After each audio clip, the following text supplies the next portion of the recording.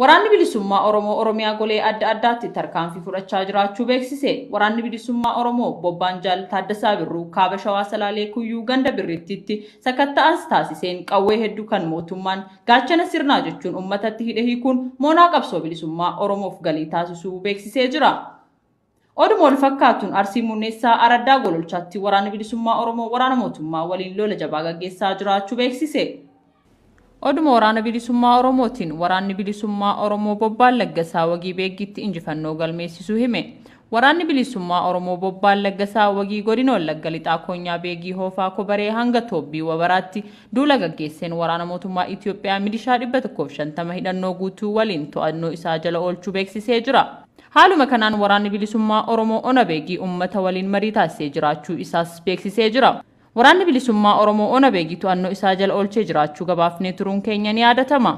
Oduma wal fakkaatuun guyyaa kaleessaa fulbaana 2021 waraanni bilisummaa Oromoo fi hidhattoonni adda bilisa baasaa Beenishaangul Gumuz wal ta'uudhaan godina Kaamaashii jalatti kan argamtu Yaasoo keessatti waraana mootummaa irratti haleellaa raawwachaa jiraachuun ifoomee jira.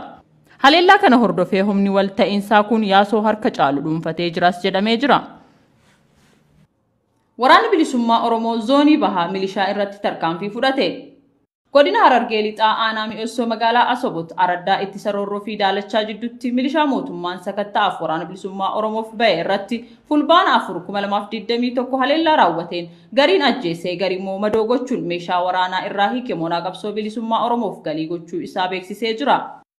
Odeessuma waraana bilisummaa Oromootiin waraanni bilisummaa Oromoo Dulli Bobbaa Elemoo Qilxuu zoonii Kibbaa Cibraan Soddon Booroo fulbaana 4 2021 galgala halkan keessaa naannoo sa'aatii 1 walakkaatti godina Gujii Bahaa aanaa Gumii Eldalloo magaalaa Aanichaatti tarkaanfii kaampii waraana mootummaa irratti fudhateen waraana mootummaa 12 ajjeesee 8 ammoo madoon adabuu ifoomsee jira.